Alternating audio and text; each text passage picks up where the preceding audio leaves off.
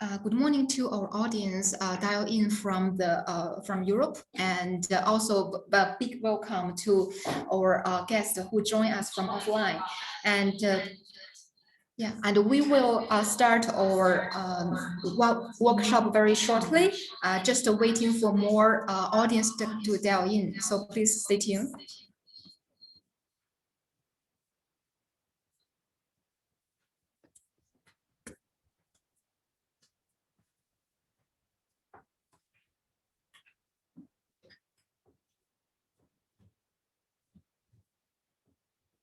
So this event actually is quite an interesting one because this is the very first hybrid event we have organized in Chengdu, which is known as a very popular consumer market and very vibrant and also energetic. It also has a very say harmonious balance between like life and also culture, and with the e-commerce, definitely it has gained an increasing popularity and also portion with regards to the GMV here in China. So we are very excited to host this event this time in Chengdu and all together with our online sessions. So we will start the workshop very shortly.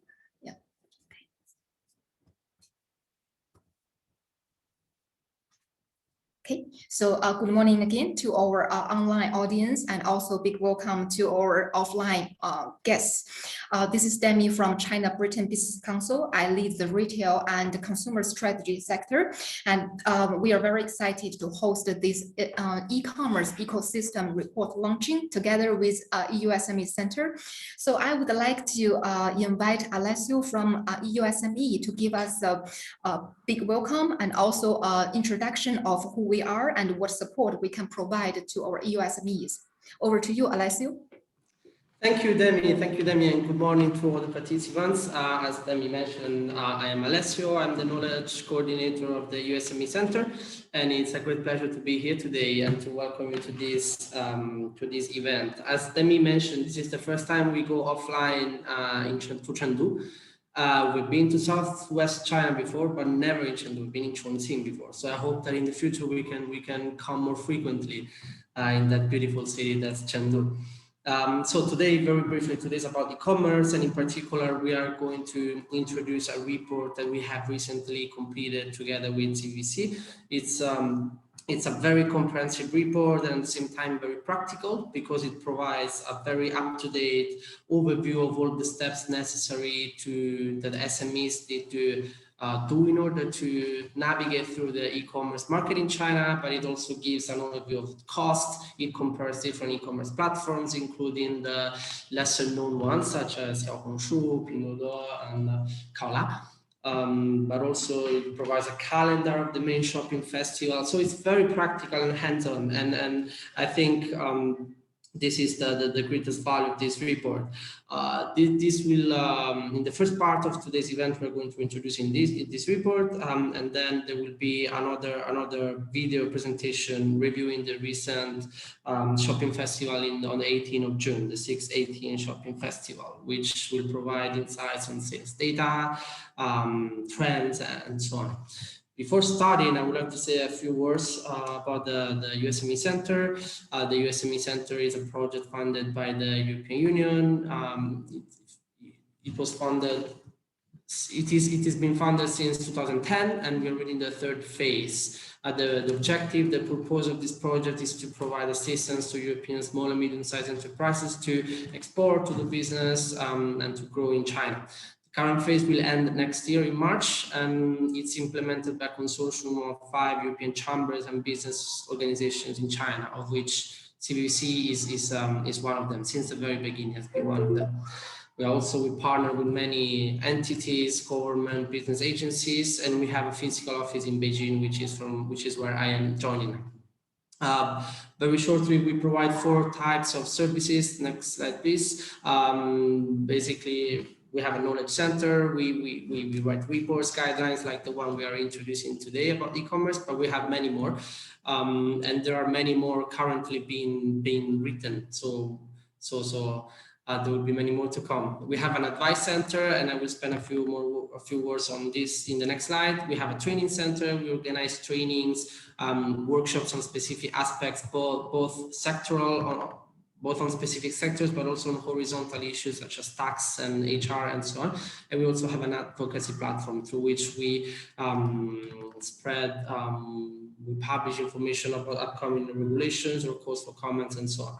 Next slide, please. I was mentioning this advice center. Basically, we have a team of experts, both in-house and external, that help European companies that provide assistance to them, help them responding to answers. For instance, we have companies frequently coming to us asking information, for instance, what standards do I need to comply with to get this certification, or I have my product stuck at the customs, or how much does it cost to open a store on Tmall? Different kind of question, and this is completely free. So if you have any questions, please use this service, which is very valuable. Next slide, please. An overview of what is happening. Of course, we are coming into. I mean, we are in summer already, but we still have a couple of events more before the August break, and one will be this Thursday, and it will be about trade fairs. What companies should do both before, during, and after the fair to maximize the participation. Then we have another one next week, which will be a webinar introducing the gaming and esports sector in China. And this is going to be done together with CBEC. We have recently completed a new report about the healthcare, which is free and published on our website. You can download it, and there are other new reports in progress. We're also organizing some matchmaking or participation to trade fairs. The first one will be we are organizing a pavilion, a European SME pavilion, the China International Industry Fair in Shanghai, and we still have a few days, a couple of spots left if somebody is interested. If some companies are interested to join. And then I mentioned this. Next week we're going to do a webinar on the gaming sector, and this will be in preparation of a bigger event, a matchmaking event that we're planning still for September, both offline in Shanghai and online. And it will be about gaming and esports, and we will have big Chinese gaming and esports companies that want to cooperate with European companies, gaming companies in this sector. Next slide, please. Yes, we will have a Q&A session at the end, but of course, please submit all the questions that you have at any time. Next slide, please. Yes, so now I would move. It's my pleasure to introduce the author actually of the report that we are introducing today on e-commerce, Yuki Zhang. She's the sector specialist CBEC based in Guangzhou. She has been working at CBEC for 5 years, and specifically in the retail and e-commerce sector. She works very closely with UK companies and Chinese that want to develop a business and their presence in China. She does a lot of research, analysis, and a lot of matchmaking work between UK and Chinese business. So it's my great pleasure to have you here, Yuki, and thank you again for your availability and for the excellent work that you and your team have done on the report. So the floor is yours now.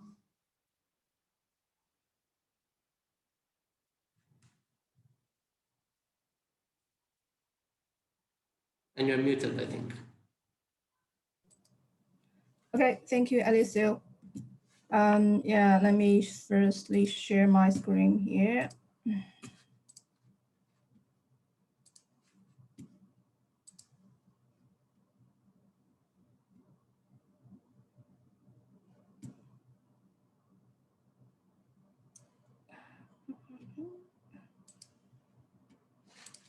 Okay. Yeah, okay. So good morning and good afternoon to all of the audience on this event. I'm Yuki Zheng. I'm the writer of this EU SME Center report, the e-commerce ecosystem in China. And today I'm very delighted to be invited to share some of the contents in this report with you. So you could imagine from the title that the report covers a lot of aspects related to the e-commerce ecosystem in China. So I'll share the report mainly through 3 parts. The first one is the business environment of the e-commerce market in China. I believe I don't need to emphasize how big the e-commerce market in China is, as you may have received such information from different resources. So let's see some key facts from last year. From the pie chart here, we can see that the total value of online sales in China in 2020 reached to around 1.5 trillion. Despite virtual products such as online gaming equipments and digital music, the online retail sales of physical products, which is more relevant to all of us here, has a total value of around 1.24 trillion euro, achieved a growth of 14.8%.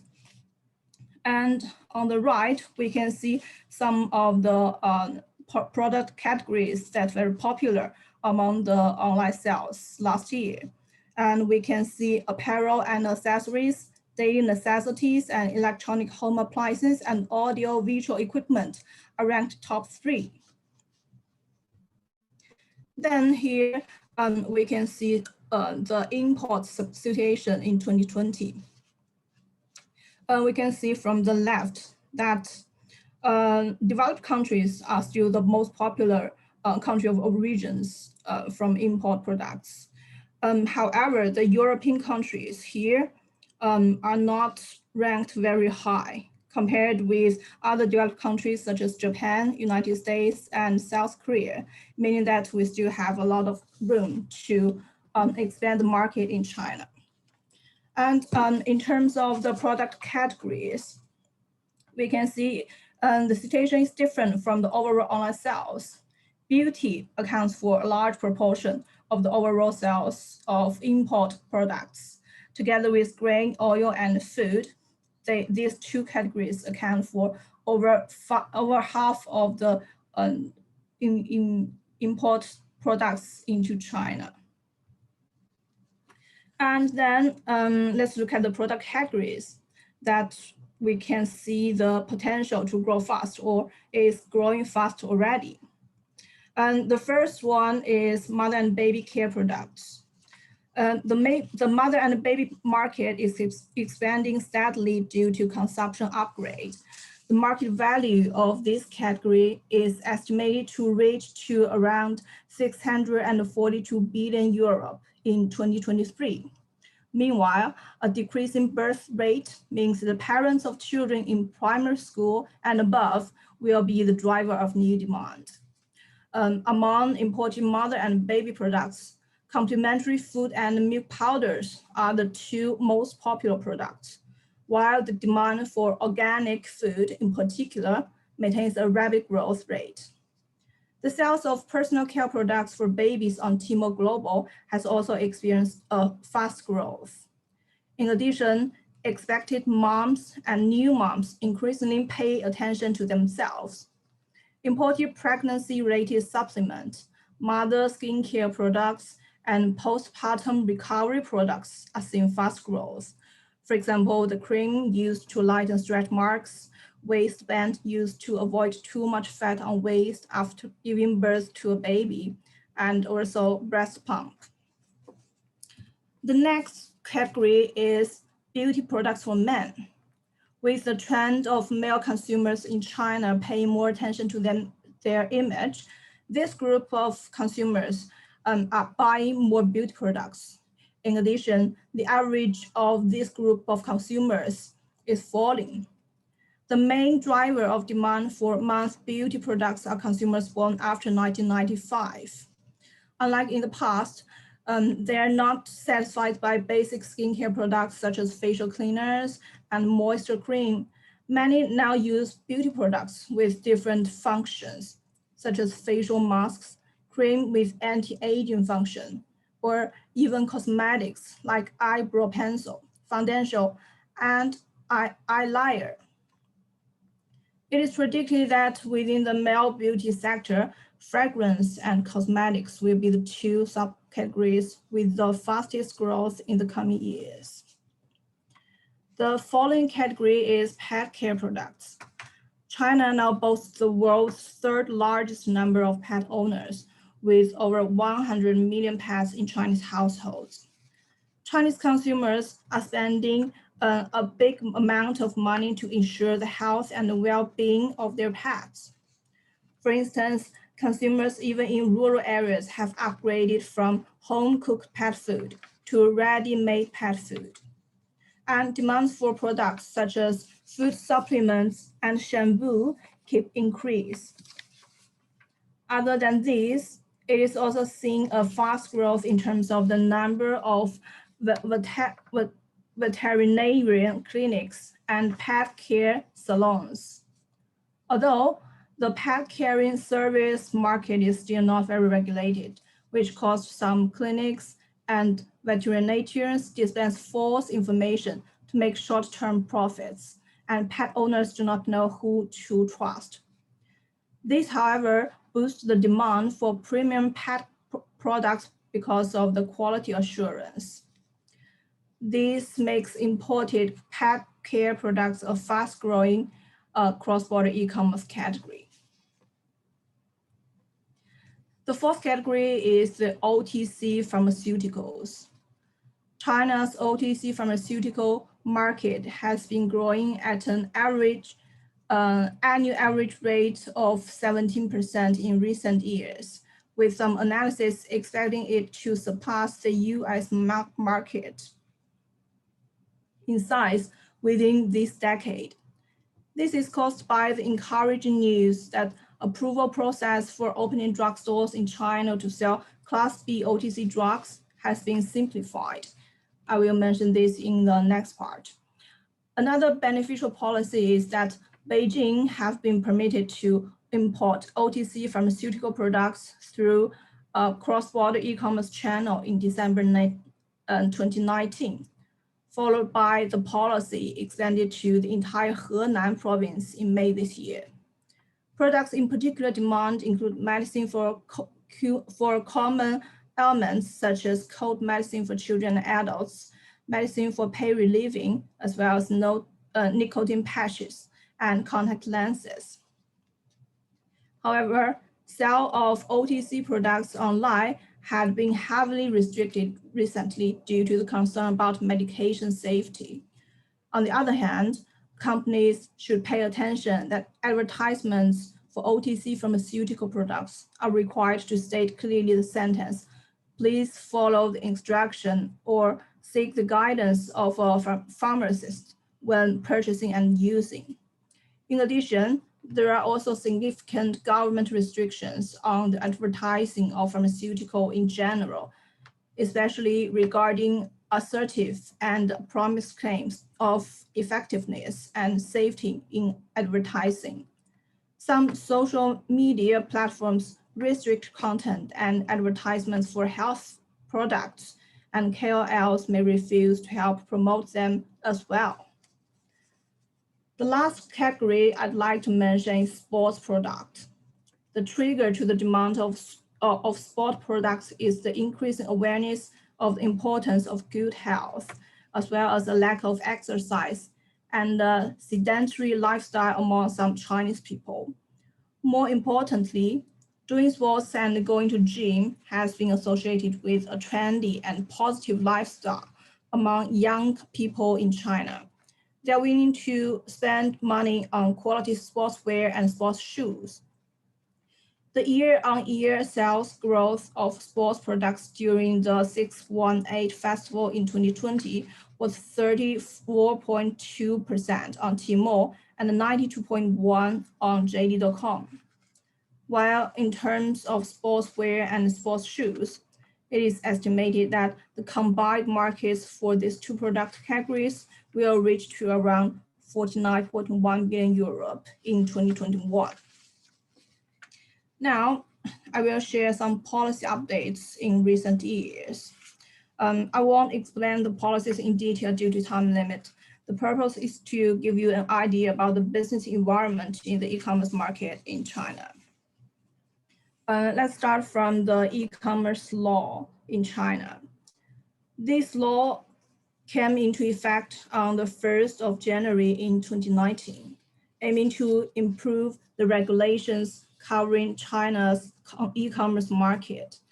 It contains specific regulations related to both online merchants and e-commerce platform operators, contractors, dispute settlements, and also liabilities involved in e-commerce activities. For example, it requires online merchants to provide product information comprehensively, truly, precisely, and timely to ensure consumers' rights to be informed. The law also stresses that the platform operator should ensure fair competition and carry out IP protection measures. Associated with fair competition, the anti-monopoly guidelines for platform economy was announced on the 7th of February this year, aiming to provide detailed law enforcement standards and clear definition to deepen the understanding of the anti-monopoly law, so as to facilitate the development of the online platform economy in well-regulated, orderly, creative, and healthy ways. In fact, in earlier months, Chinese authorities have undertaken several rounds of imposition of fines or investigations to some Chinese industry leaders, including Alibaba, Tencent, SF Express, Didi, Meituan, and their subsidiaries, due to report of monopolistic behaviors. The anti-monopoly guidelines defines some relatively common monopoly behaviors under the section abuse of market dominate position. For example, unfair pricing, transaction rejection without justified reasons, or tight sales or attached unreasonable conditions. This guideline is expected to be an efficient method in creating a market environment based on fair competition. The next two policies are related to cross-border e-commerce. The first one is about the retail import, cross-border e-commerce retail import commodity list. The list was updated on the 27th of December in 2019. We usually call this list as positive list in short, meaning list of commodities eligible for cross-border e-commerce retail importation. The 2019 version is the latest version for the time being, and there are a total of 92 newly added commodities highlighted that have been displayed strong consumer demand in recent years, including FMCGs such as frozen seafood products and alcohol, as well as electronic household appliances. The positive list was adjusted and expanded from the initial version on the 6th of April, 2016. Another cross-border e-commerce policy is the expansion of cross-border e-commerce pilot zones. The total number of cities has increased from 37 in 2018 to 86 in 2020, plus the whole island province of Hainan. In addition, 46 cities have been set as comprehensive cross-border e-commerce areas in 2021. This leads to the total number of comprehensive cross-border e-commerce area in China reached to 105. Other than the above-mentioned policies, there are more that show positive signal to the development of e-commerce in China, especially cross-border e-commerce. These policies are both individual annual quota on cross-border online purchase and quota for a single purchase have been increased. And an item exceeds quota for a single purchase, but within individual annual quota will no longer be charged as general trade, but as cross-border e-commerce, which is likely to be less. The tax rates of different cross-border shipping models have been reduced in different levels, depending on shipping model and product category. You may find the details in the full report. Then the next two policies are related to certain product categories. One is about the drugstore application and import drugs. Application process of opening a drugstore has been simplified, which is a further step in opening up the drug market in China. Before this, the new drug administration law has been updated in August 2020, stating that imported drugs without approval in China are no longer treated as fake drugs. Instead, imported drugs can be conditionally approved under certain circumstances related to life-threatening diseases or public health, and the law does not prohibit online sales of prescription drugs except for those under special control. Another policy is about a ban of cannabis and its extracts being used in skincare products and cosmetics. This was raised based on Drug Control Administration policy and was in the proposal stage when the report was writing. On the 28th May this year, the updated list of ingredients and plant, animal, and animal material prohibited in skincare products and cosmetics were officially announced. In the list, cannabis and its extracts was moved from approved material to prohibited material.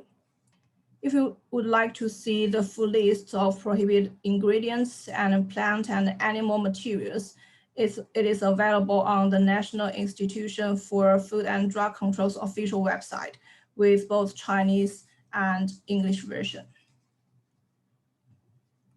Okay, having had an overview understanding about the e-commerce market in China, what about the EU SMEs ourselves?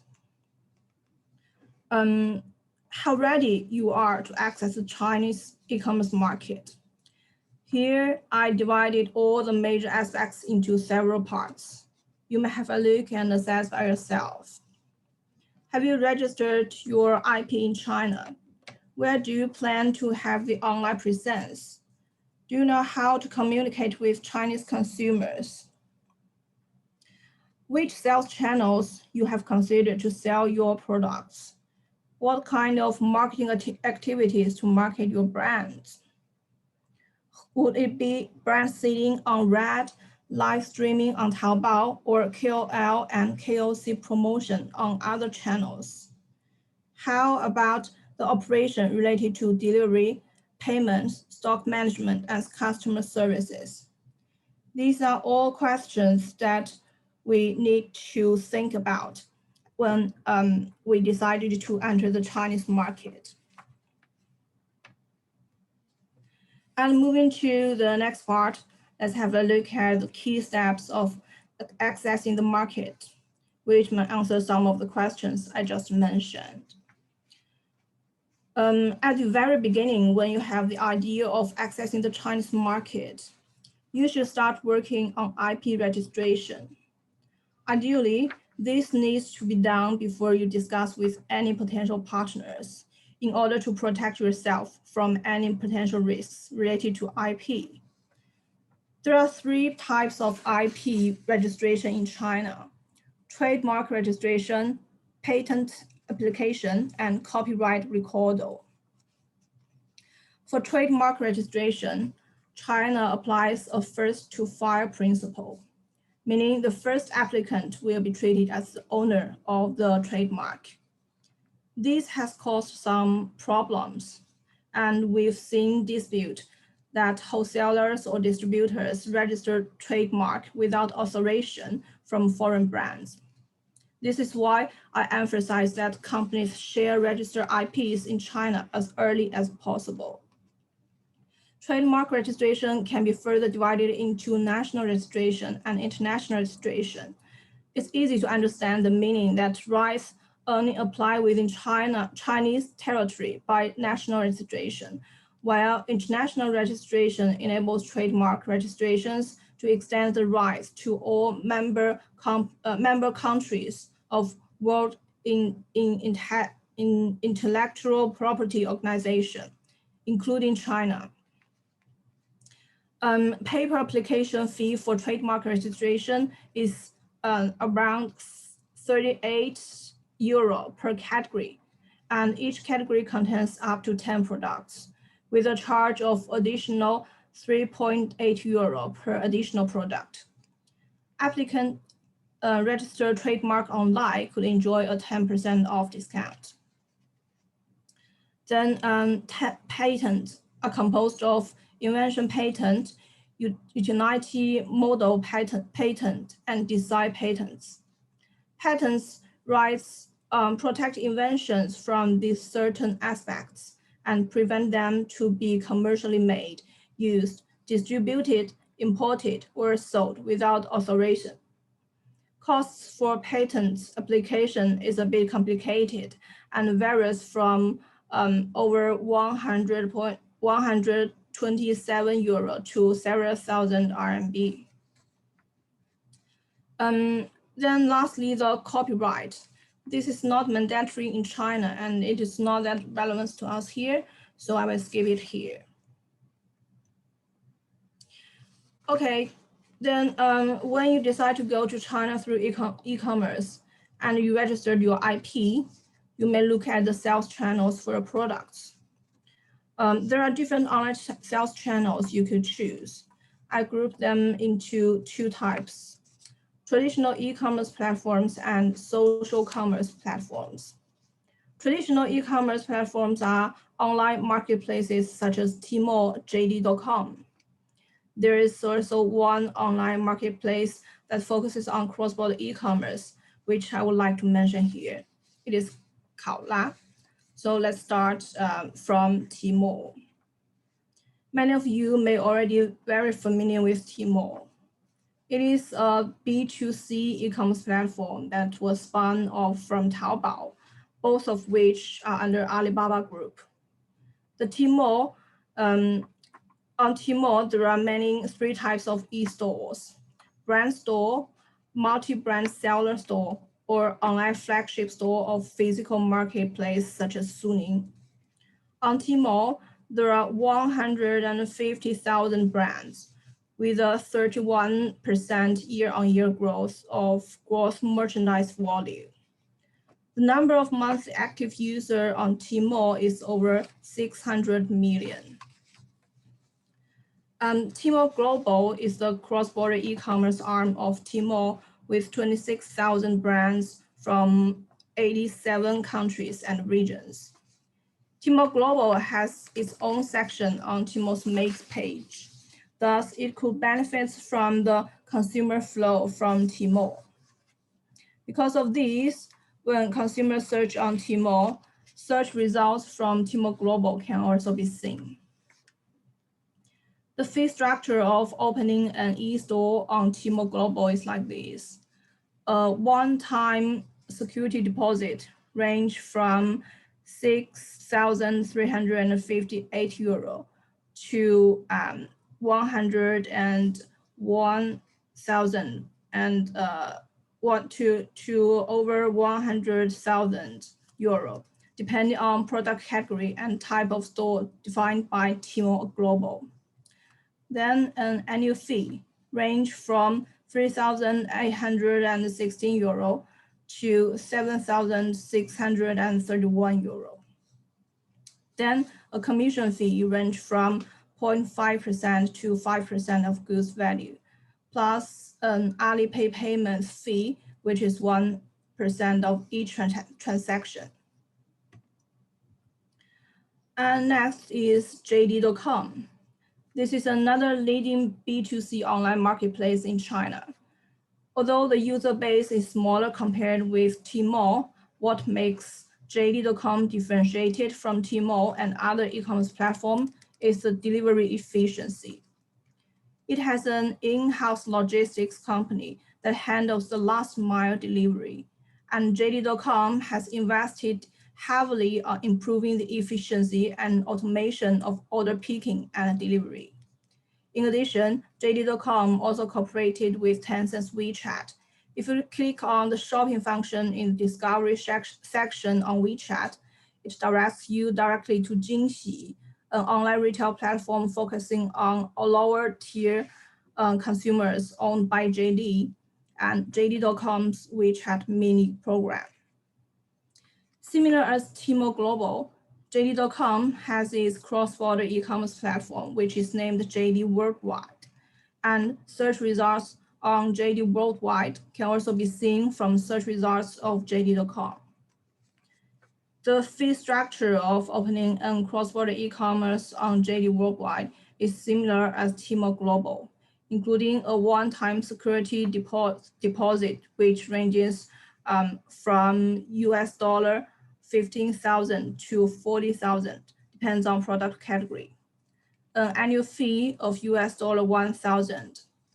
A commission fee between 0.5 to 5% of good value, and plus bank service charge.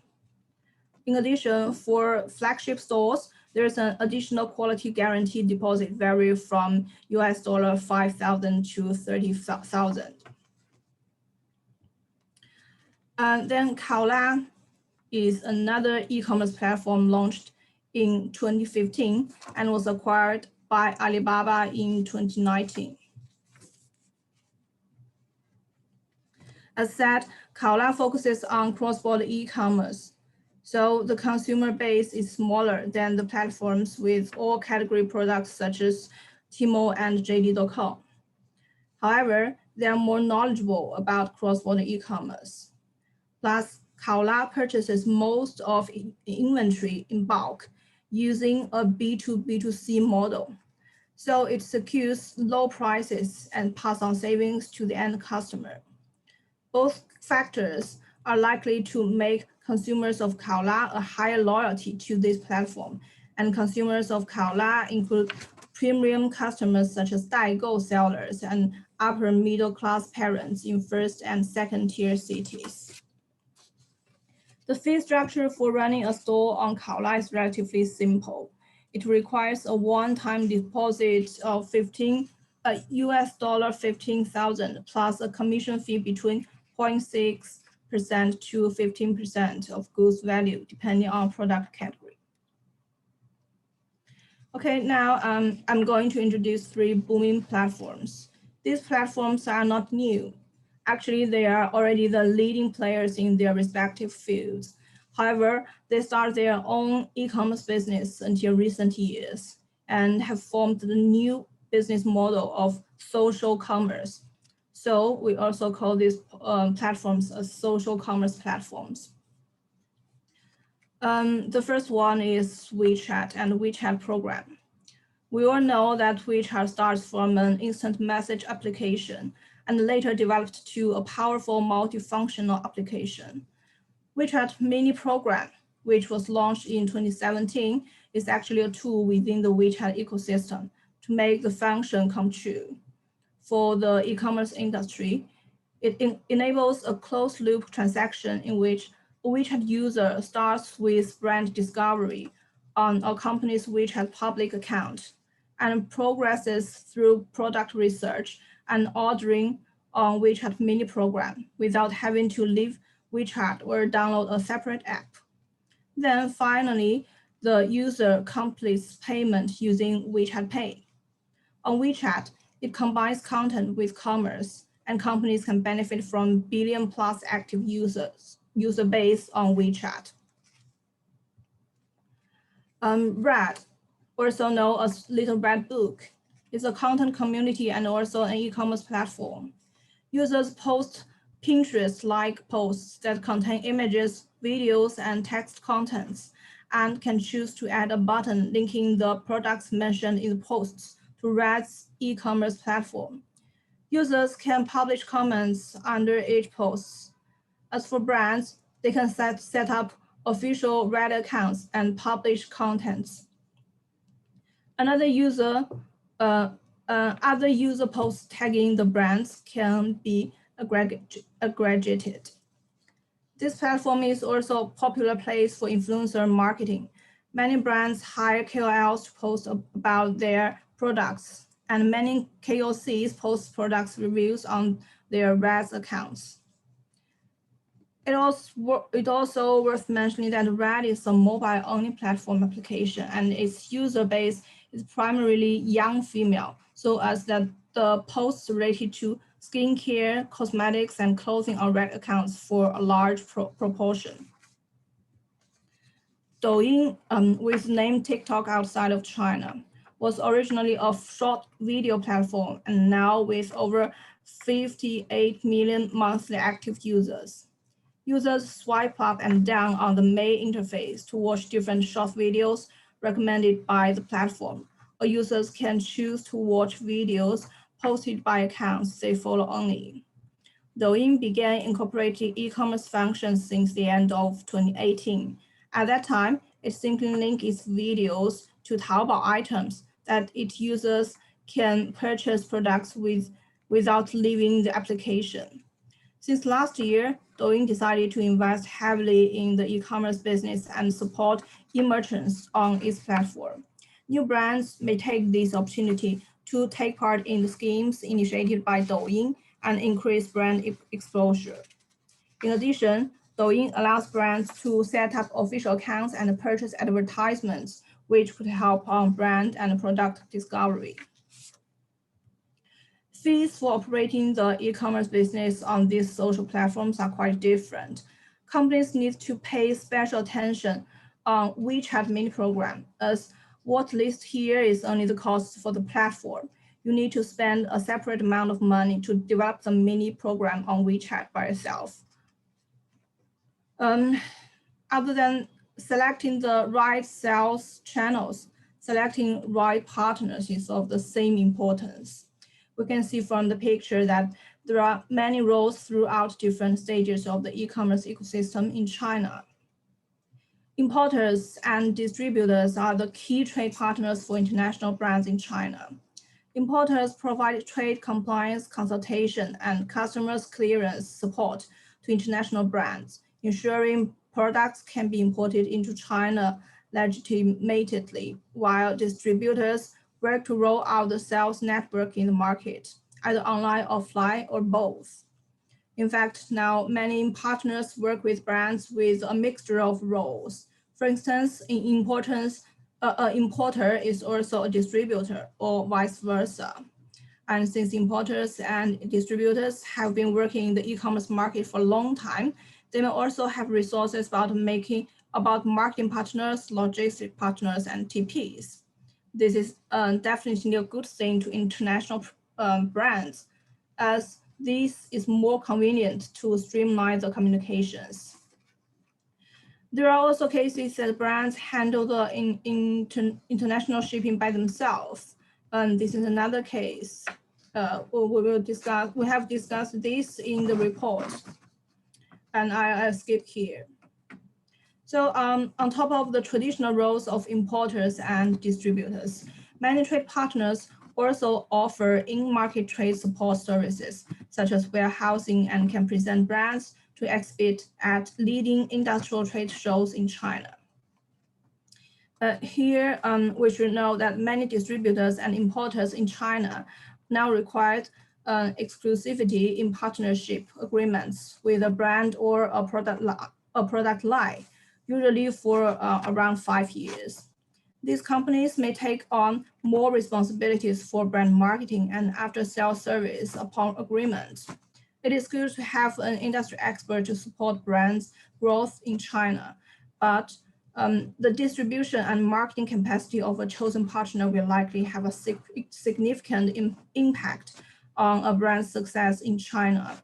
Therefore, it's important to conduct all relevant due diligence to ensure the capacity of the chosen partner.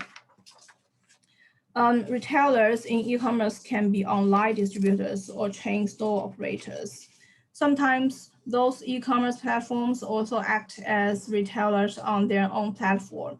For instance, Tmall Supermarket is an e-supermarket operated and selling products directly sold by Tmall. Then for TPs, they are usually specialized agencies that provide e-store operation services to brands, including designing in-store layouts, uploading product images, editing product descriptions, and so on. And the final stop of online shopping is the payment. A convenient payment solution can ensure a high-quality consumer experience. Meanwhile, it is also important for international brands to receive the money fast and safety. So in China, Alipay and Wechat Pay are the two most commonly used payment methods.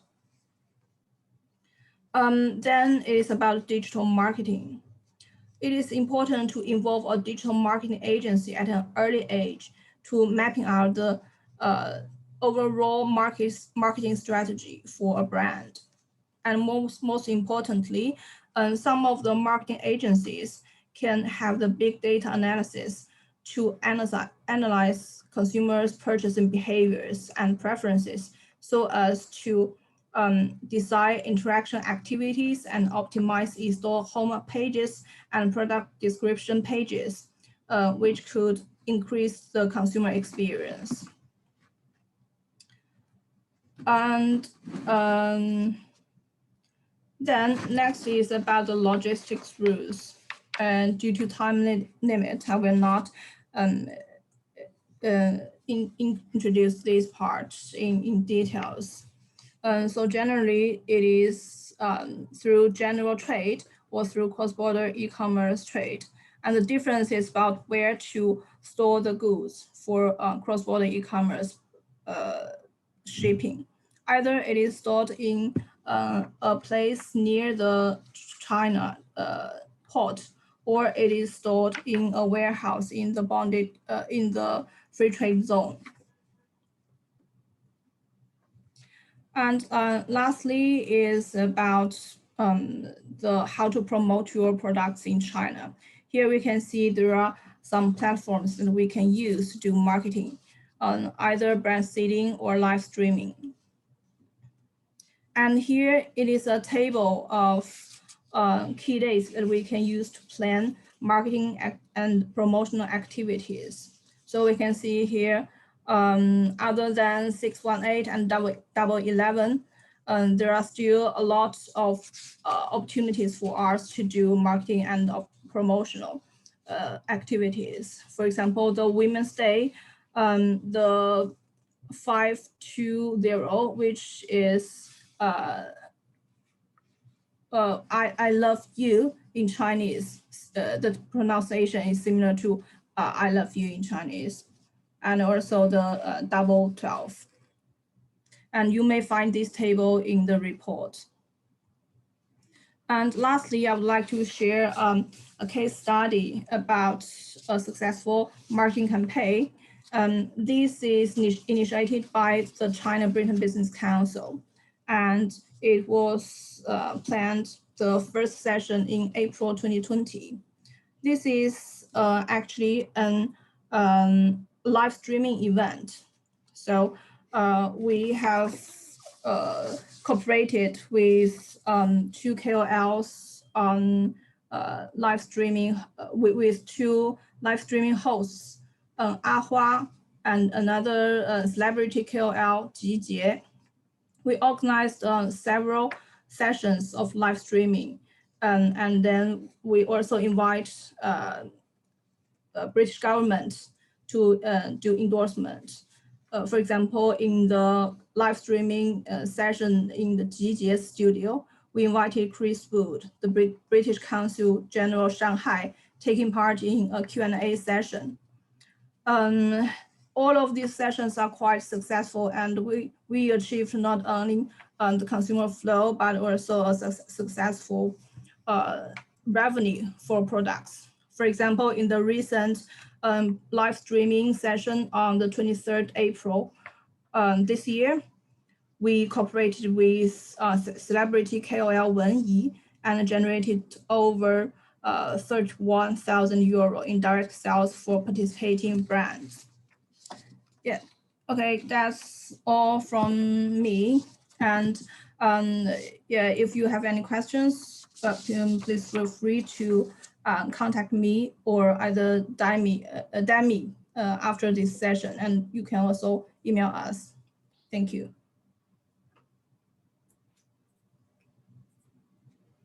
Okay, thank you very much, Yuki, for your presentation sharing, because we know that when Yuki is preparing this, presentation deck, and she's quite, keen to share as much, updates as possible. And don't hesitate to reach out to either EU SME Center team or us. So we are happy to share the download link of the full e-commerce ecosystem report with you. And now I would like to introduce Josh Gartner to you, who is our second speaker of our workshop today. Josh is the CEO and co-founder of Kung Fu Data, and he speaks fluent Mandarin and is a senior China strategist. And he has helped many brand owners with China e-commerce launches, for instance, like Tmall and JD, just to name a few. And he also has very profound knowledge in market entry, brand control, and also performance management. And he is also quite active in sharing his insights on the social media platform like the LinkedIn. And we are very happy to have Josh to share with us some of the key highlights from the 618, the largest mid-year e-commerce shopping festival here in China, and also some very hands-on case studies that Josh has, experienced through, working with different international brands from the past. And in order to accommodate the different time zone, Josh has kindly produced a pre-recorded video, and here we go. Good afternoon, ladies and gentlemen. I'd like to thank you all for being here today, and I would like to express my extreme gratitude to the EU SME Center and the China-Britain Business Council for having me out here to share. A bit about me: I am the CEO and co-founder of Kung Fu Data and e-commerce group, whose sole mission is to help brands thrive in China's online marketplaces. And to that end, I hope today's session is both eye-opening and inspiring as we take a little walk into the unique world of China e-commerce. Today, we're going to be discussing the new battleground for brands in China, which is 618, China's biggest mid-year shopping festival, and something you all need to know a lot about because it's changing the landscape of e-commerce in China. So I think for a lot of foreign brands, they might be wondering, what exactly is 618, and do I need to care about it? And can I just focus on Double 11? I meet with so many brands and their commercial teams, and I think the only event anyone ever hears about is Singles Day, 11/11. And I think it's just great marketing around that event. I think Tmall and the Alibaba team have done such a good job of making that event world famous. I think it's the only thing that foreigners can latch onto and understand. But the truth is that you're missing out on something that I think is more significant and is what we would call blue ocean in terms of entry and competition, and that is 618. So if you look at this 3-year sales trend of a typical category on Tmall and Taobao, what do you see about the sales for 618? Yeah, they are a little bit lower than Double 11, that's for sure. So in the same year, that same year, 618 will be smaller than Double 11. But if you look carefully at this chart, you'll find an interesting trend. And that is that the 618 of next year is almost always significantly bigger than the previous Double 11. And in 2020, everything changed. I mean, last year, 618 was even bigger than 11/11 due to the post-COVID revenge spending in China. But that trend has kind of continued. And this year, 618 was also quite strong. So it's an event that, in many categories is even the biggest of the year. So let's say you have products that are seasonal, summer or spring, you'd find that, 618 is actually your Singles Day. You're looking at two categories that we operate in. One is the beer category, and the other is sports t-shirts. We actually do a lot of performance apparel brands, and their biggest sales days of the year are often 618 or around 618. So the month of June and late May tends to be more important for brands selling in these categories than 1111. And it's quite significant. I mean, if you look at 618 here, it's literally almost double the size of 1111 in the beer category. Now, in previous years, it was always about the battle between sort of JD and Tmall, the cat and dog fight, who's going to win. JD actually created the 618 festival as a response to Tmall's 1111. So when Jack Ma launched Singles Day, it became so successful so quickly as Tmall's largest single competitor, JD.com, had to launch its own festival. So they chose 618. And interestingly enough, 618 for a lot of the time that we've been operating, while it's been great, it's always been a bit of a snoozer. Until the last 3 years, it's become increasingly more important. And this year, it's now no longer even about Tmall versus JD. Now, due to the anti-monopoly law that was released last year, this particular 618 is now a competition between multiple platforms, and many new players have chosen to enter 618. You've probably heard of some of these, like Pinduoduo, Douyin, which is TikTok outside of China, and Kuaishou, which is a major video and live streaming platform.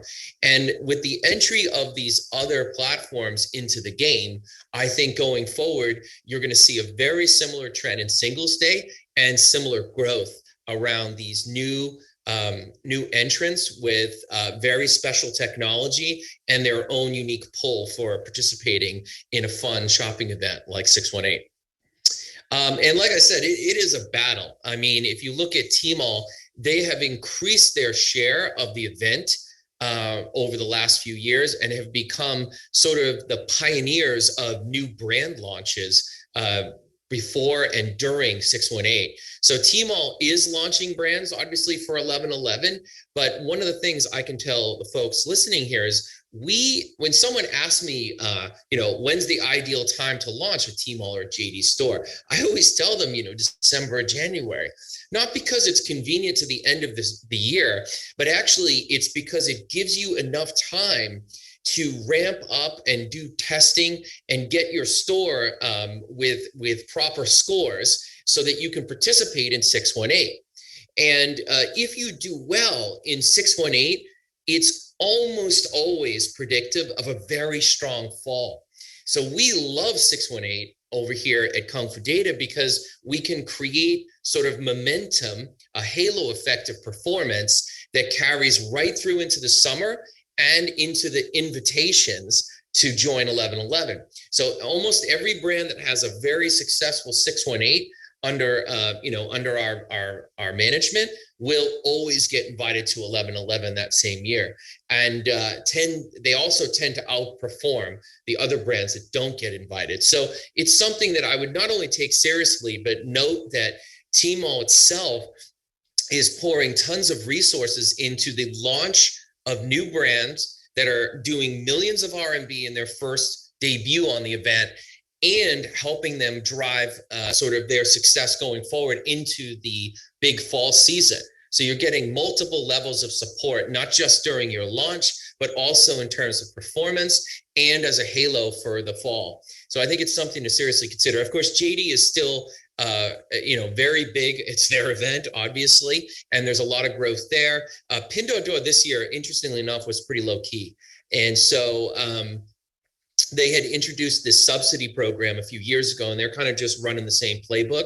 So not much action there. But the big surprise to me were the two short video platforms. Douyin, TikTok outside China, and Kuaishou have really put a lot of resources into their first year sort of debuting as viable commercial channels during a major shopping event. And they did very well. And a lot of the brands we work with have kind of pushed us into Douyin commerce. So we're now doing this for a lot of our customers, even though it's very early stages, but we see that a lot of the brands that want to ramp up traffic or build up momentum prior to the big commerce events, they're using Douyin already with both short video and live stream engagement. And so now that, they've added flagship commerce, it's becoming much more interesting for us and a little more complicated for our clients because they can't just rely on the two good old faithful drain holes, Tmall and JD, but I think it's more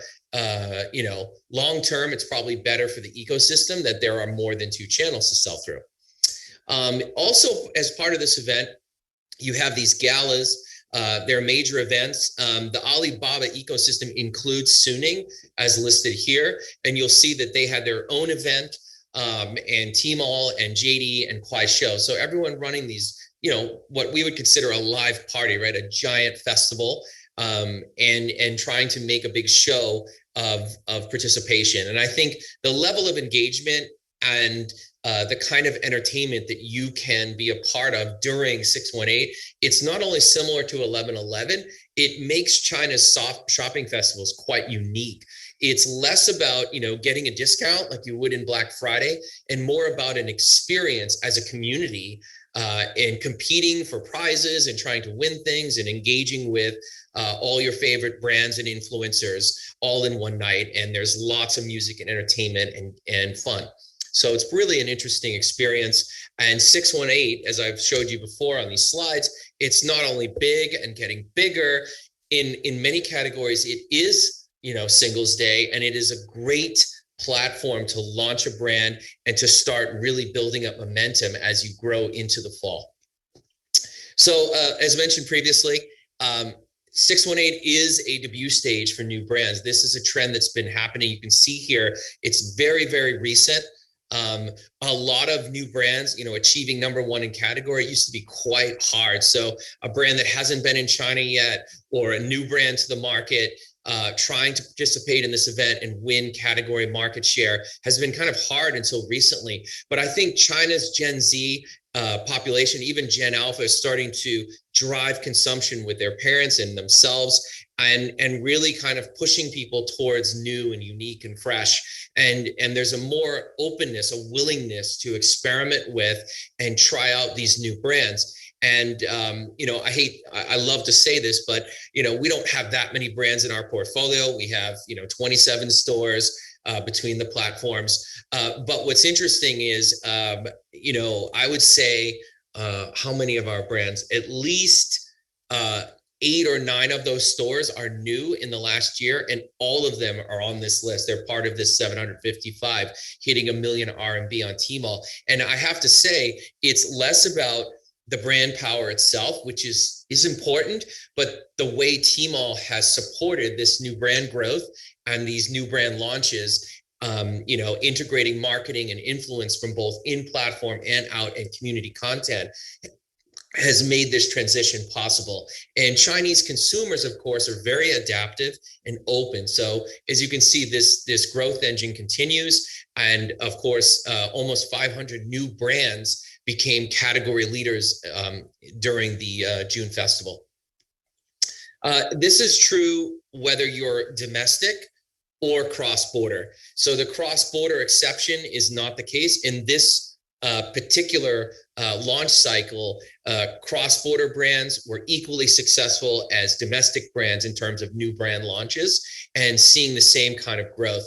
We had a client actually last year in December or January was their first, sort of operating months. And it took about, I think it was like 3 or 4 months to ramp up, live streaming and community activation and things like this. And once we were done with those seeding efforts and amplification efforts, actually that brand, it did okay last year, but in this 618, they were up 109%. They did well over 1 million, multiple millions between the channels we were selling on. And, the client is super happy because, they're seeing that support. So last year they weren't invited. This year they were invited. after getting the invitation, they received massive support, and not just from Tmall, but also from JD. And I think it's clear whether it's cross-border on Tmall Global or JD Worldwide, or even, Tmall domestic or JD domestic. Either way, I think, regardless of how you're selling into the Chinese market, I think if you're a new brand to the market, to the event, and, you've set things up properly, including your investment and resources, I think you will see similar outcomes and a potential chance to succeed. As it stands, of course, Tmall and JD still dominate trade during most of these events. You're seeing here the B2C marketplaces, the B2C marketplace in China being, in some cases, well over 80% of transaction volume still controlled by Tmall and JD. If you add in other components of Alibaba's ecosystem, for example, Suning or May.com and other things that they own, this is even higher. However, what's interesting is that there is growth in others, right? In a lot of things. And those others are short video platforms. So this is a new trend in the 618 event this year. It's something my team hadn't seen before, and is something worthy of note. And the reason this was possible is because of that anti-monopoly law. So last year, the anti-monopoly law stopped Tmall and JD from sort of forcing brands to commit all their resources within those platforms and ecosystems. And instead, it's now opened sort of the playing field to new players. And the ones that are most exciting to us are these short video platforms. We already do so much activation work in these platforms. For example, in Douyin, we're doing a lot of work there every day with video and live stream and social engagement. But before, we would do that just for sort of, building up positive word of mouth and reputation, and hoping the traffic would spill over into the commercial channels. Now, you can actually launch flagship commerce in Douyin. And that's exciting because now they have a very similar model to Tmall and JD. It's brand authorized commerce, but in this case, it's a completely different format. It's almost purely live stream and video driven, and it's not a marketplace like Tmall or JD. It's more like a private commerce channel. So it's really interesting. You'll see that some of the success already is happening with Douyin's flagship model. It is early stages. We have, let's say, 10 or 15% of our clients doing it, and they're all quite pleased with the results. So we're seeing maybe, let's say, 10 to 15% of revenue this year going through Douyin and other channels other than JD and Tmall. And that, to me, is a huge jump from last year. So this is a trend. I think it's going to be big. It's going to continue, and it's going to get very interesting.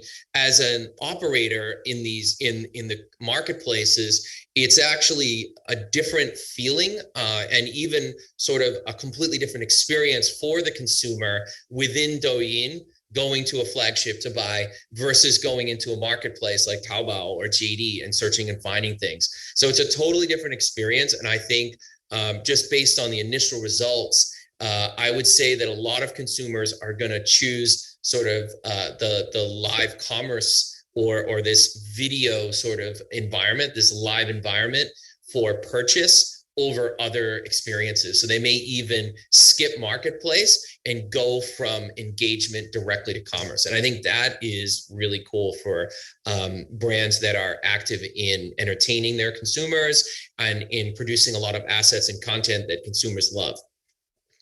Kuaishou dropped zillions in subsidies to attract brands. They're really trying to elevate their profile as less of sort of a tier 2, tier 3, live stream format for, local farmers to sell potatoes, and more of like a commercial grade platform where, you can sell. And their brand partner programs are very, very, very successful. A lot of these growth rates you're seeing are exciting, 300%, 500%, but it's also off of a very small base. So as mentioned, Tmall and JD, still the powerhouses, still the big drain holes in the bathtub, but we now have some new places to play and not just engage consumers, but actually get them to transact, and that's exciting.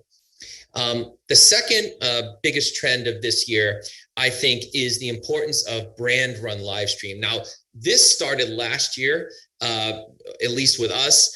We now have, I think, 4 studios in-house, and we're building 2 more. This has become a key feature of growth on any of our stores in China. And if you're not already doing live commerce or you don't understand live stream, I highly recommend you try it out, find some way to participate in a live stream and see for yourself. It is a unique experience. And I think in China, it's becoming way more, we almost call previous kinds of e-commerce, right? Like the way you normally would buy on like Amazon or other platforms overseas, as we call it now, static commerce. Because of the level of engagement we get from consumers in a live format. So a lot of our customers, I would say maybe half of them right now are doing live stream every day for at least 3 to 4 hours minimum. And one story I'll share with you, which is interesting, it can become a powerhouse for revenue and for consumer loyalty and engagement. So one of the things we've been able to do, similar to what you see with the big brands here, where they've done brand-owned live streams, which means they do the streaming in-house, and they have their own streamers or their commercial team does it. They're doing quite big numbers. But even for small brands, we're doing very decent numbers. And as part of a overall amplification budget and effort prior to an event, I think brand-owned streams or brand-run streams have a higher conversion rate long-term. The issue with, I would say, influencer-led streams like big KOLs is it's a very short period of time and you generate a lot of revenue at a high expense. So it's wonderful for brand building and exposure and even revenue. It can be very successful. We have several clients that do well with the top KOLs. But everything in the middle to us, it doesn't seem to pull. It doesn't perform. And there's a lot of, people in the middle that, they're not real. Like a lot of the likes are fake and the followers are fake. So to avoid that, we actually started doing a lot of self-broadcasting, these live streams, and it took us about, 6 months to really build up momentum and capability in-house last year. But now going forward, a year and a half later, our team is extremely strong, and we've been able to put some big numbers on the table. So one of our brands hired a lot of expensive live streamers and did not do so well on revenue. I think the revenue expectations were 50% of what was projected by the KOLs during the event, but the actual house live stream, so this self-broadcast we did in-house in our studio, ended up having very high conversion rate, like 25% during the event, and much better sell-through overall. So overall volume, instead of being like a 2-minute or a 4-minute live stream one time with one KOL, it was consistent daily live stream for 3 weeks during the event period. And actually the total sales from the self-broadcast were far better than the sales for the one time with the KOL. We tell clients to do a mixed approach. So either go with the tier 1, like you see here on the right, or you do brand led. And brand led is not something you should, stick your nose up at. We do it for almost all of our clients now in studio, and the effect is quite successful. We have one client that, started out with like 2 or 3 people watching the live stream. And then 3 months later, every day we had over 800 people live watching these live streams. And, at first you don't see a lot of conversion, but later, after you build up trust, you actually see a lot of these consumers convert and become very loyal to the store and to the brand and to saying good things about you, which is important in China. And the last trend I wanted to bring up is Wechat, the era of man-made, made in China brands. I think this is something that to me is quite obvious, Chinese brands for Chinese people, right? But in the end, this is actually a trend in China. Up until very recently, most Chinese would not see their own local brands as a preference to foreign brands. But that's not true in Gen Z. Gen Z is looking for new and fresh and trendy. and customized and personalized for them. And I think these Guochao brand, these local brands that are emerging, they are really exciting. They're doing cool things. They are way more like overseas D2C brands than they are the old staples of Chinese branding. And they're really fashion forward, conscious, customer service oriented, very fast, and really in tune with the needs of the local population, as they should be. And so they're moving outside of fashion now, and they're into all different categories. And what we're seeing also is that a lot of foreign brands are adopting or taking in some of these Chinese elements as inspiration. During the 618, there was a ton of them launching or fairly new to the market, really hitting it out of the park.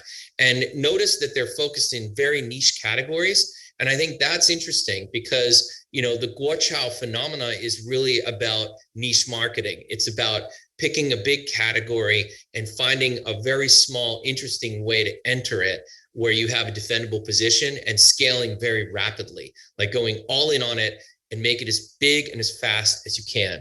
And I think that model, speed and responsiveness and positioning, has been dynamite for the Guochao movement. And a lot of the foreign brands are also doing the same thing. But when you are committed, here's what you can expect. These are all actual cases of clients that we have activated from zero in the last few years. And you'll see that the outcomes are completely different, right? On the left, you see a relaunch of an Australian sportswear brand. We launched in March and we just did millions, like literally millions. So it was a very successful relaunch. They used to have traction in the market. They decided to switch partners. We took over and boom, right? We launched an Italian motorcycle helmet brand, very famous one. It's also famous in China. So this brand just, without any effort, just millions, boom, no problem. This next one, this compression sports brand from Germany, interestingly enough, had no traction in China when we took over last year. And it took a while to build up. I think last year they were happy with the sales, you know, doing over €1 million, but this year is exceptional. And in this 618, we did more than double. And it's something for everyone on that team to be proud of. They did a lot of effort on ramping up new products and building up momentum and daily live stream and everything they possibly could to scale it. And it worked. Obviously, everyone is familiar with the Rubik's Cube. They had lots of issue with their trademark and quality in their first year, and obviously their investment was low. But this year they finally got invited to 618, and the growth was 70% higher than last year. And I mentioned the Belgian beer brand. This is their biggest event. They invest the most during 618, and the results are quite good. They had 30% this year, but keep in mind they are a top 5 beer store in Tmall. So it's still growing at this level after many years of operation is quite impressive. And this last one on the right, this Chef Apparel brand, this year was the first year after 2 years before their water boiled. I mean, just painful. This was the first 618 they got into. And of course, they did almost 100% growth over last year. But the more interesting thing about this last brand on the list is that, you know, for literally 2 years and 9 months, I'm going to admit this, it's 2 years and 9 months, everyone thought we'd just shut the store down, right? I mean, it was really upsetting. The sales were just not growing, like just wasn't worth it. And then last year, post-COVID, it was around September, I think it was like mid-September of 2020, something happened. We don't even really know why at this point, other than the brand hit a tipping point and the water boiled. And since last September, sales are up 700%. So it's very exciting. Everyone's super happy, but up until that moment, everyone thought it was a huge failure. And that's just one more reason that, you know, if you're coming into the Chinese market, you really need to think about the future over a long period of time and not expect things to happen immediately. You need the patience and the commitment to get to this boiling point. And once you hit the boiling point, you too can win. So you're probably wondering how you can get traction. I always say, you know, the best thing in the world is on the left here. It's a happy accident. On the right is an intentional activation. And that's what you've seen. You know, you hire an operator like us. You know, we do all the omni-channel marketing, PR, content distribution, et cetera, and so on. And we build your brand over time in a very heavy labor environment, right? Doing lots of asset creation and asset distribution and influence marketing and seeding and so on. And this takes time, but it does work. As you can see, you know, a lot of our clients have had a very intentional approach to China. They've even, you know, I've seen every model work, having offline distributors, having online distributors, having retailers, you know, almost everything works in China if it's done properly. So it's, you know, and many of them use a combination of those things to build a business in the market and be successful. But what I can help you today is if you are not in the market and you want to know how to get ready for China, the best thing I can tell you is to try to have a happy accident. And the good news is there is a model for this. And there is actually a lot of examples of companies that were not in China and who blew up their sales in China and were able to come into the market and launch a business very successfully, which with what looks like an overnight success, but really isn't. So when brands come to us and ask us, you know, what to do, like, how do I begin, or how do I jump into this market? I say, look, follow the direct to consumer model. It works in China because people who follow brands, right? And those people follow other people who follow brands outside China. So let's say your brand is already working with influencers in the UK that are well known. It's very likely that those famous influencers are already followed by the big influencers in China. So the simplest and easiest way to seed the market is to do it at home. You don't even have to go to China.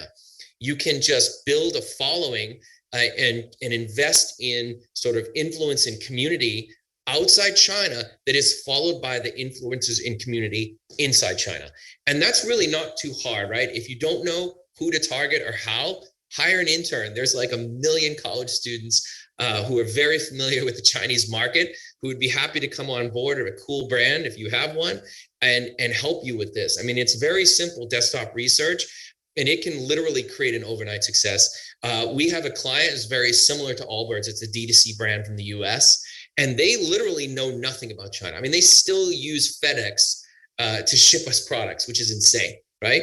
Because FedEx doesn't really have an operation that's what we would consider robust enough to do cross-border commerce. And you can easily use Alibaba's team, right, and Tinyao to get it done faster and cheaper, but they insist on FedEx. But just to give you an idea, their whole team has no idea about the Chinese market. But what they really got right was brand and product. They understood Gen Z, and they launched the Gen Z brand in the States, which is social, mobile, engagement, community, and influence at scale. And those things are timeless.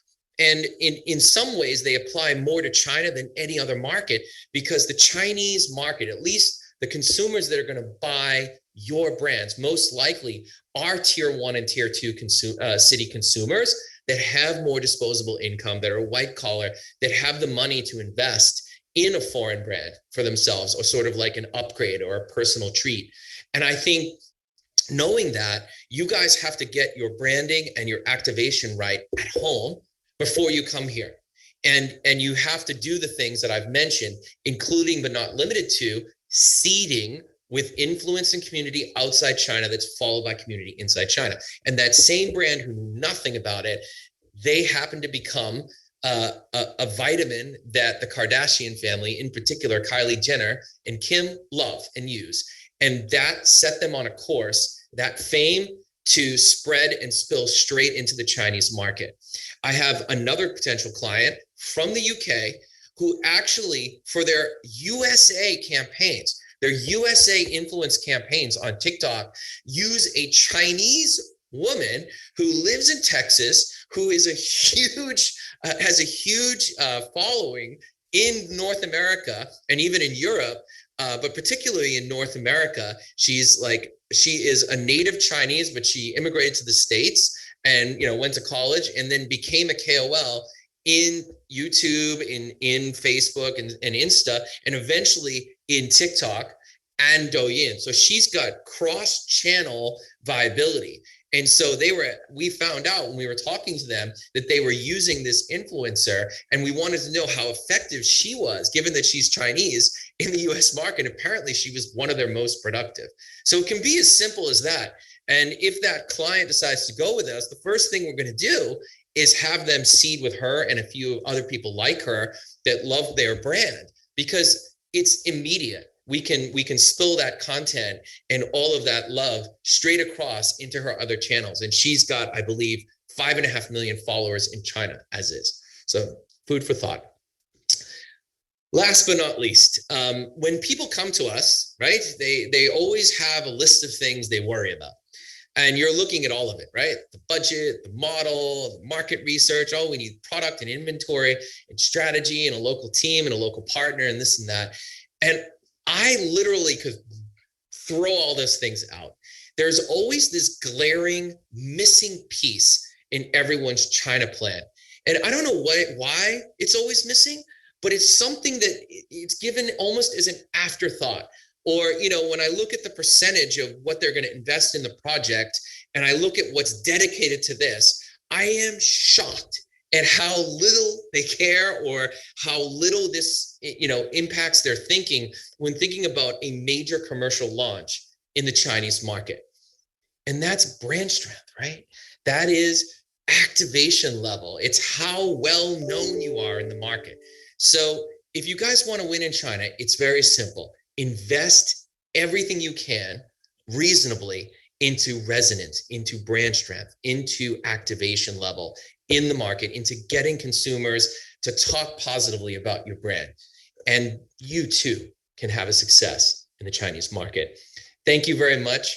And if you need to reach out to me or you want to ask more questions or get a copy of this deck, please reach out to me. You can send me an email, but actually the best way to find me is to go onto LinkedIn. You can scan this QR code and add me on LinkedIn. We publish over 300 times a year for free. You can also go to kungfudata.com in our insights section for all of our publications and get them for free, or you can even opt into our newsletter, and we do a more detailed sort of type of emailing with all the sort of strategies and things, and you'll get that in your inbox maybe once a week at the most. So please opt in, find me on LinkedIn. You can email me and call me anytime. And I look forward to hearing from you and wish you all luck with your entry into China. Best of luck. Thank you very much. I hope you enjoyed. Yes, this was it, and I personally really enjoyed it. It was very practical with many tips to companies. And of course, if you have any questions for him, we will also be happy to connect you to him.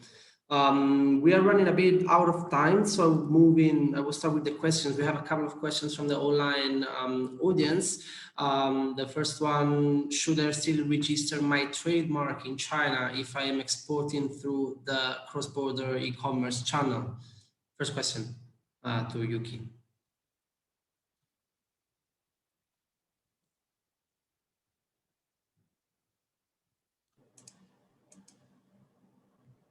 Okay.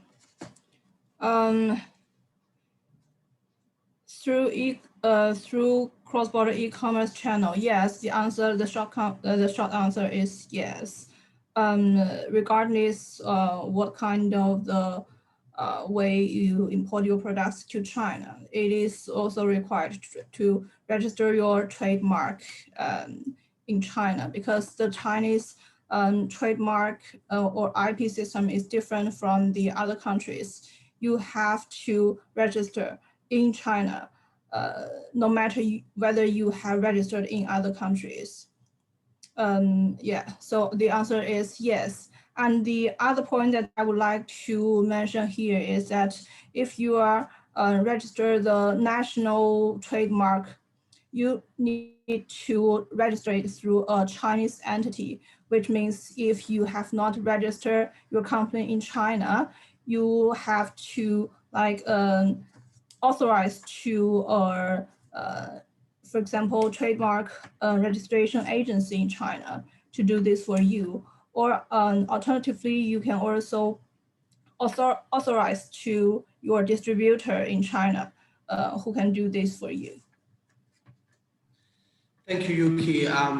Definitely yes, and especially trademark is not very expensive. So I would also like to remind everybody that there is one excellent project called EU-China IPR Help Desk that provide free technical assistance on IPR things. So you can reach out to them if you have any questions about IPR stuff. The second question, what are the differences between free trade zones and comprehensive cross-border e-commerce zones, areas? Sometimes I have different names, but yes, Yuki. Okay. Free trade zone actually is the same concept of free trade pilot zones. You can see from the names of free trade zone and cross-border e-commerce pilot zones. The first one, there is no cross-border e-commerce. So actually, this is not only applied to online business, but also applied to offline business. And when associated with the e-commerce, actually, free trade zone is usually used for cross-border e-commerce business. And when talking about the differences between these two concepts, free trade zone is usually emphasize the import of products into China. For example, you can store your goods in the bonded warehouses in free trade zones. As for cross-border e-commerce pilot zones, this is a bit different. This focuses on the comprehensive cross-border e-commerce. This focuses more on export. So this is a further step of the trade. So the purpose of having the comprehensive cross-border e-commerce area is to provide some references information for the establishment of technical standards, process, supervision model, and information construction, which aims to find out the systematic problem of the trade. So both both are the about cross-border trade, but one focuses on import and one focuses on export. Yeah. Thank you, Yuki. So I don't see other questions. I would like to remind that all the content that we introduce in our presentations is in the report that we have just completed. So you will see all this information in more detail there. I would like to remind also that we have, I would invite you to scan this QR code for a survey, for a feedback. We have to do another 30 training, so we would appreciate any ideas, any inputs from your side on possible trainings that we could do together. I will give the floor to Demi to see if there are questions from the offline audience. Yeah, thank you very much, Alessio. So if we do we have any additional questions from our offline audience? Yeah, I think at the moment there are no further questions, but definitely we also have another follow-up like networking after our online web workshop, and we do really hope that after the international travel restriction is elevated, we can invite most of our European SMEs to a face-to-face communication, and we really look forward to seeing you in person. But hopefully everyone get some like the insights and the key highlights from the e-commerce ecosystem report in China. And as Alessio has mentioned, feel free to visit the EU SME Center website and either to go to the help desk or to download this report, or if you would like us to connect you with any of our speakers for today, we are happy to do so. Yep. Okay. And also if you have any questions, in the next days, you can come to us at any time. Yeah, sure. Definitely. So thank you very much for joining us today, and we will wrap it for now. And please stay tuned for further events that hosted by EU SME Center. We look forward to seeing you there as well. So have a good day, everyone. Bye. Bye.